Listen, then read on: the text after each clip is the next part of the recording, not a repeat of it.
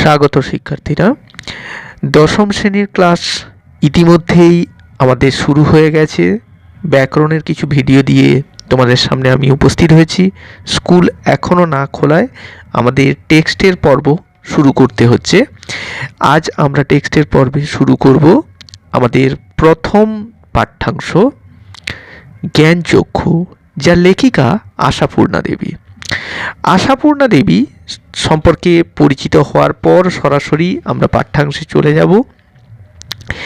দেখো, পাঠ্যাংশে উল্লেখিত আছে আশাপূর্ণা দেবী 1909 অর্থাৎ 1909 খ্রিস্টাব্দের 8ই জানুয়ারি তার জন্ম উত্তর কলকাতায়, এবং 1995 অর্থাৎ 1995 খ্রিস্টাব্দের 13ই জুলাই তার প্রয়াণ।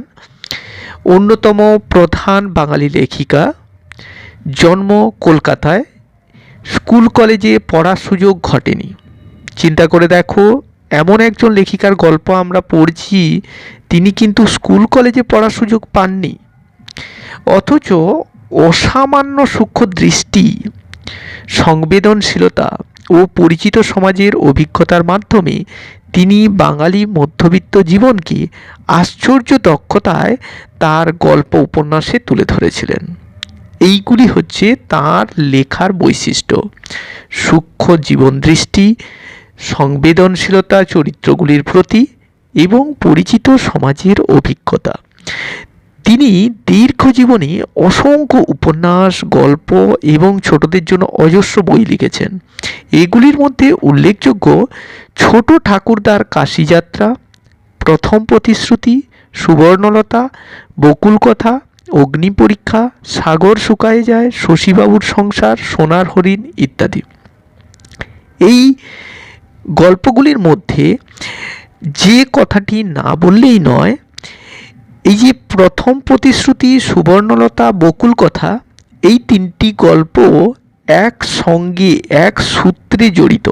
এই জন্য এটিকে বলা হয়, অর্থাৎ এই তিনটি উপন্যাসকে একসঙ্গে বলা হয় ট্রিলজি। এই ট্রিলজি রচয়িতা কিন্তু আশাপূর্ণা দেবী। তার রচিত অন্তত 63টি গ্রন্থ বিভিন্ন ভাষায় অনুদিত হয়েছে, অর্থাৎ বিভিন্ন ভাষায় অনুবাদ করা হয়েছে। তিনি রবীন্দ্র পুরস্কার, সাহিত্য একাডেমি পুরস্কার, জ্ঞানপীঠ পুরস্কার, একাধিক বিশ্ববিদ্যালয়ের ডিলিট এবং নানা সরকারি খেতাবে ভূষিত হয়েছেন। বলা বাহুল্য, জ্ঞানপীঠ জয়ী প্রথম বাঙালি লেখিকা হলেন কিন্তু আশাপূর্ণা দেবী। তো এই আশাপূর্ণা দেবীকে এই জন্যই বলা হচ্ছে যে অন্যতম প্রধান বাঙালি লেখিকা। রক্ষণশীল পরিবারে জন্মগ্রহণ করেও তিনি সেই পারিবারিক জীবনকে তার উপন্যাসে তুলে ধরেছেন। তার কথায়, যা দেখি তাই লিখি। এবং মধ্যবিত্ত ঘরোয়া মানুষ, যে আমার একান্ত চেনা জানা, আমি আমার জানা জগতের বাইরে কখনো হাত বাড়াই না, এভাবেই নিজের লেখা সম্পর্কে বক্তব্য রেখেছিলেন যে আশাপূর্ণা দেবী। সেই আশাপূর্ণা দেবীর একটি ছোট গল্প, যেটি তার রচিত কুমকুম গল্প সংকলন গ্রন্থ থেকে নেওয়া। তাহলে উৎস হলো কুমকুম।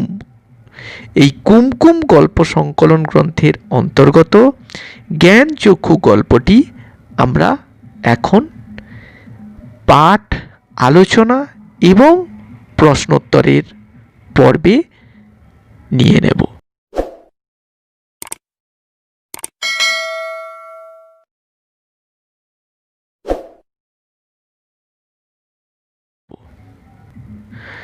নিজের জীবনকালে প্রায় 30টি গল্প সংকলনের রচয়িতা আশাপূর্ণা দেবী।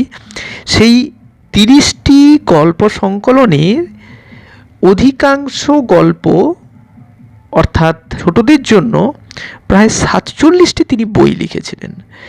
এই 47টি বইয়ের অন্যতম এই জ্ঞানচক্ষু গল্পটি। দেখা যাক আমাদের এই কুমকুম গল্প সংকলনের অন্তর্গত জ্ঞানচক্ষু গল্পের প্রাথমিক পরিচয়ে কি উঠে আসে। জ্ঞানচক্ষু গল্পের মূল চরিত্র হলো তপন নামে এক কিশোর বালক। যার ইচ্ছা সে একজন লেখক হবে, কিন্তু তার ধারণা লেখকরা ভিন জগতের মানুষ, সাধারণ মানুষ তো নয়। কিন্তু তার এই ধারণা কেটে গেল যেদিন সে তার ছোট মাসির বিয়েতে গিয়ে নতুন ছোট মেসোমশাইকে দেখল। তিনি একজন আদ্যপান্ত লেখক, তার বহু লেখা ছাপাও হয়েছে। তখন তপন নিজের লেখা একটি গল্প সেই ছোট মেসোর হাতে পৌঁছে দিল। মাসির মাধ্যম দিয়ে সেই গল্প পড়ে ছোট মেসো গল্প ছাপিয়ে দেওয়ার প্রতিশ্রুতি দিলেন নামী পত্রিকা সন্ধ্যা তারায়। কিন্তু দিন যায়, এই গল্প আর ছাপা হয়ে ওঠে না। না, এক সময় সত্যিই ছাপা হয়ে উঠল সেই গল্প ছাপা হলো। সেই গল্পের সংখ্যা হাতে নিয়ে নতুন মাসি এবং মেসো তপনদের বাড়িতে এলো। গল্প পড়ে সবাই ধন্য ধন্য করলো, কিন্তু তপনের চোখে এলো জল। ক্ষোভ, এক রাস পুঞ্জীভূত অভিমান। কেন জানতে আমাদের অবশ্যই পড়তে হবে সেই গল্প জ্ঞানচক্ষু। শুরু করা যাক। কথাটা শুনে তপনের চোখ মার্বেল হয়ে গেল। মার্বেল তোমরা জানো যে একটা খেলার বস্তু, কাঁচের তৈরি ছোট্ট গোলাকার পাথর বা ছোট্ট গোলাকৃতি বস্তু, যেটা দিয়ে আঙুলের টিপ নিয়ে খেলা করতে হয়। তপনের চোখ মার্বেল হয়ে যাওয়া অর্থাৎ তপন অবাক হয়ে গেল। এই ধরনের বাগধারার প্রয়োগ এখানে প্রচুর পাবে। চোখ মার্বেল হওয়া অর্থাৎ অবাক হয়ে গেল। তাহলে প্রথম লাইনেই প্রশ্ন, কোন কথা শুনে তপনের চোখ মার্বেল হয়ে গেল? পরের লাইনেই উত্তর দেওয়া আছে। নতুন মেসোমশাই, মানে যার সঙ্গে এই কদিন আগে তপনের ছোট মাসির বিয়ে হয়ে গেল দেদার ঘটাপটা করে, সেই তিনি নাকি বই লেখেন। ঘটাপটা হচ্ছে জাঁকজমক, দেদার প্রচুর বিস্তর। ছোট মাসির বিয়ে হয়েছে যে মানুষটির সঙ্গে, তিনি সম্পর্কে মেসোমশাই হবেন। সেই মেসোমশাই নাকি বই লেখেন, সেসব বই নাকি ছাপাও হয়। অনেক বই ছাপা হয়েছে মেসোর। শুনেই বুঝতে পারছি তপনের তো একটা ইচ্ছা, সে বড় লেখক হবে। ইতিমধ্যে সে কিছু গল্পও লিখেছে, আমরা গল্পে জানতে পারবো। কিন্তু আজ সে প্রথম একজন লেখক মানুষের সঙ্গে পরিচিত হতে যাচ্ছে। তার মানে তপনের নতুন মেসোমশাই একজন লেখক, সত্যিকার লেখক, অর্থাৎ কোনো অনামী লেখক নয়। বই ছাপা হয়, ছাপা বইও রয়েছে, তাই তাকে বলা হয়েছে সত্যিকার লেখক। জলজ্যান্ত একজন লেখককে এত কাছ থেকে কখনো দেখেনি তপন। দেখা যায় তাই জানতো না। লেখকরা যে তপনের বাবা, ছোট মামা বা মেজ কাকুর মতো মানুষ, এ বিষয়ে সন্দেহ ছিল তপনের। আবার একটি গুরুত্বপূর্ণ লাইন, এ বিষয়ে সন্দেহ ছিল তপনের কোন বিষয়ে সন্দেহ ছিল? তো উত্তরটা আগের লাইনটা কমপ্লিট করলেই উত্তরটা পেয়ে যাচ্ছি, যে জলজ্যান্ত একজন লেখককে তপন কখনোই চাক্ষুষ দর্শন করেনি। আর এই নতুন মেসোর মতো লেখককে দেখে তপন বুঝতে পেরেছে যে লেখকরা তার বাবা, ছোট মামা বা মেজ কাকুর মতো মানুষ। এই সাধারণ মানুষ যে লেখক হতে পারে, এই বিষয়টা নিয়েই তপনের মনে সন্দেহ ছিল। কিন্তু নতুন মেসোকে দেখে জ্ঞানচক্ষু খুলে গেল তপনের। অর্থাৎ এই যে সন্দেহ ছিল, সেই সন্দেহের জায়গাটা স্পষ্ট হয়ে গেল নতুন মেসোকে দেখার পর। এখানে দেখো জ্ঞানচক্ষু আছে, জ্ঞানচক্ষু জ্ঞানের চক্ষু, সম্বন্ধ তৎপুরুষ সমাস। তো সেইটা খুলে গেল, অর্থাৎ তপনের বোধোদয় হলো। জ্ঞানচক্ষু কথাটিও একটি বাগধারার উদাহরণ। এটির অর্থ হচ্ছে বোধোদয় হওয়া। আশ্চর্য, সন্ধি বিচ্ছেদ করলে দাঁড়াবে আযুক্ত চর্য, আশ্চর্য। কোথাও কিছু উল্টো পাল্টা নেই, অন্যরকম নেই, একেবারে নিছক মানুষ। সেই ওদের মতোই দাঁড়ি কামান, সিগারেট খান, খেতে বসেই হারিপাস এত কখনো খাওয়া যায় বলে অর্ধেক তুলিয়ে দেন। চানের সময় চান করেন, ঘুমানোর সময় ঘুমন। সাধারণ মানুষের যে বৈশিষ্ট্যগুলো এখানে তুলে ধরা হয়েছে, সেই নিছক মানুষ ইনিও দাঁড়ি কামান, ইনিও সিগারেট খান, খেতে বসে এত খাওয়া যায় না বলে তুলিয়ে দেন, চান করার সময় চান করেন, স্নান থেকে চান শব্দটি এসছে, আর ঘুমানোর সময় ঘুমিয়ে পড়েন। অর্থাৎ একেবারে নিছক মানুষ। তাছাড়া ঠিক ছোট মামাদের মতোই খবরের কাগজের সব কথা নিয়ে প্রবলভাবে গল্প করেন, তর্ক করেন, আর শেষ পর্যন্ত এ দেশের কিছু হবে না বলে সিনেমা দেখতে চলে যান, কি বেড়াতে বেরোন সেজে গুজে। তাহলে বাঙালি জীবনের আটপৌড়ে যে বৈশিষ্ট্য সেটা এখানে উঠে এসছে। খবরের কাগজের কথা নিয়ে গল্প করা, এগুলো নিয়ে তর্ক করা, এবং শেষ পর্যন্ত সিদ্ধান্ত এদেশের কিছুই হবে না বলে সিনেমা দেখতে চলে যাওয়া, কিংবা সেজে গুজে বেরোতে বেড়ানো, সব কিছুই এই নিছক নতুন মেসোমশাই তথা সত্যিকার লেখক মানুষটার মধ্যেও রয়েছে। মামার বাড়িতে এই বিয়ে উপলক্ষেই এসেছে তপন, আর ছুটি আছে বলেই রয়ে গেছে। ওদিকে মেসোরও নাকি গরমের ছুটি চলছে, তাই মেসো শ্বশুর বাড়িতে এসে রয়েছে কদিন। অর্থাৎ বোঝা যাচ্ছে এই গল্প যখন লেখা হচ্ছে তখন হচ্ছে গ্রীষ্মকাল। সেই গ্রীষ্মকাল অর্থাৎ গরমের দিনে তপন তার স্কুল ছুটি আছে বলে এখানে এসছে বিয়ে উপলক্ষে, আর এদিকে মেসোরও গরমের ছুটি চলছে, অর্থাৎ তিনি স্কুল, কলেজ ইত্যাদি প্রতিষ্ঠানের সঙ্গে যুক্ত, নাহলে তো গরমের ছুটি পাওয়া যাবে না, এখান থেকেই বোঝা যাচ্ছে। তো তিনিও শ্বশুর বাড়িতে এসে রয়ে গেছেন কদিন, যেহেতু ছুটি আছে বলে। তাই অহরহই জলজ্যান্ত একজন লেখককে দেখবার সুযোগ হবেই তপনের। অহরহ কথাটি সন্ধিবদ্ধ পদ, অহ যুক্ত অহ, অহ কথার অর্থ হচ্ছে দিন, অর্থাৎ প্রত্যেক দিন জলজ্যান্ত অর্থাৎ চাক্ষুষ করার সুযোগ ঘটবে এরকম একজন লেখককে তপনের ভাগ্যে। আর সেই সুযোগেই দেখতে পাচ্ছে তপন লেখক মানে কোনো আকাশ থেকে পড়া জীব নয়, তপনদের মতোই মানুষ। এই যে প্রথম জ্ঞানোদয় অর্থাৎ জ্ঞানের প্রথম উন্মিলন, সে যে ভাবত লেখক মানে আকাশ থেকে পড়া জীব, সাধারণ মানুষ নয়, সেই জ্ঞানটা প্রথম এলো তপনের মধ্যে।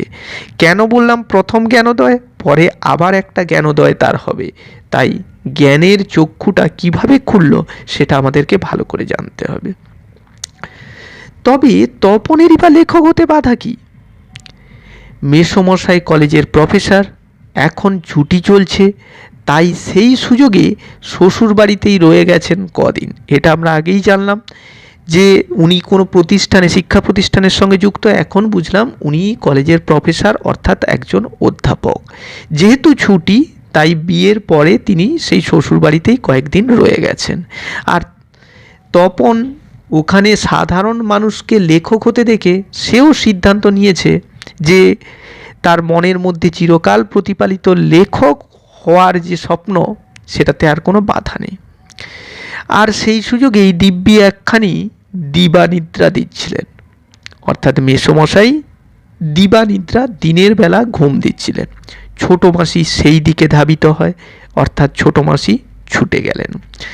তপন অবশ্য না করে প্রবল আপত্তি তোলে, কিন্তু কে শোনে তার কথা? এখানে দেখো না কথাটি হচ্ছে প্লুতস্বরের উদাহরণ, যেটা তোমরা নবম শ্রেণীতে পড়ে এসছো। তপন আপত্তি করছেন, অর্থাৎ কিছু একটা ঘটনা ঘটেছে, সেই ঘটনাটা হঠাৎ করে তুলে ধরা হয়েছে। আসল ঘটনাটা এই, তপন একটা গল্প লিখেছিল, সেই গল্পটি হঠাৎ করে তপনের হাত থেকে নিয়ে ছোটো মাসি দিতে যাচ্ছিল তার নতুন এই স্বামী অর্থাৎ তপনের সম্পর্কে মেসোমশাই তার হাতে। তো সেই জন্য তপন প্রথমে না করে আপত্তি তুলছে, অর্থাৎ বাধা দিচ্ছে, কিন্তু কেউ তার কথা শুনছে না। ততক্ষণে তো গল্প ছোটো মেসোর হাতে চলেই গেছে, হইচই করে দিয়ে দিয়েছে ছোটো মাসি তার ঘুম ভাঙিয়ে। তপন অবশ্য মাসির এই হইচইতে মনে মনে পুলকিত হয়। হইচই করা অর্থাৎ উল্লাস করা, উল্লাসের সঙ্গে সঙ্গে ছোটো মাসি ঘুম ভাঙিয়ে মেসোমশাইকে তপনের গল্পটা দিল। মুখে না বললেও তপন কিন্তু মনে মনে এই ঘটনায় পুলকিত, কারণ তার ইচ্ছা কি, সেও লেখক হবে, তাই এই ঘটনায় সে পুলকিত অর্থাৎ আনন্দিত। মুখে করলেও হয়, অর্থাৎ মুখে যদিও না শব্দটা করছে, মনে মনেও কিন্তু সে পুলকিত। কারণ লেখার প্রকৃত মূল্য বুঝলে নতুন মেসোই বুঝবে রত্নের মূল্য জহুরির কাছে। অর্থাৎ এই লেখাটার, তপনের গল্পটার যদি কেউ সত্যিকারের মূল্য বুঝে থাকেন, সেটা নতুন মেসোই বুঝবে। কারণ আবার একটি এখানে প্রবাদের ব্যবহার করা হয়েছে, রত্নের মূল্য জহুরির কাছে। রত্ন হলো দামি পাথর, আর জহুরি হলেন তিনি যিনি রত্নের সঠিক মূল্য নির্ধারণ করতে পারেন, রত্নকে খাঁটি না নকল সেটা চিনতে পারেন। তাহলে এখানে রত্ন আসলে কোন জিনিসটাকে বলা হয়েছে? উত্তর হলো তপনের লেখা গল্প হলো রত্ন। আর জহুরি কাকে বলা হয়েছে? জহুরি বলা হয়েছে তপনের নতুন লেখক মেসোমশাই। তাই রত্নের মূল্য অর্থাৎ তপনের গল্পের গুরুত্ব কেউ যদি বুঝে থাকেন, সেটা ওই তপনের মামা বাড়ির বা তার নিজের বাড়ির অন্য কেউ নয়, তপনের লেখক মেসোমশাই।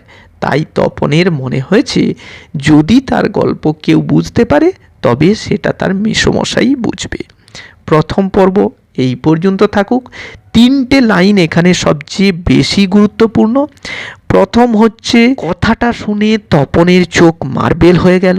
দ্বিতীয়, এ বিষয়ে সন্দেহ ছিল তপনের। এবং তৃতীয়, রত্নের মূল্য জহুরির কাছে। আমি পড়ানোর সময় লাইনগুলি সম্পর্কে ব্যাখ্যা করলাম। তোমরা এবার তোমাদের হাতের কাছে থাকা সহায়িকা দেখে আরও ভালো করে বিষয়টি জেনে নিও। ধন্যবাদ।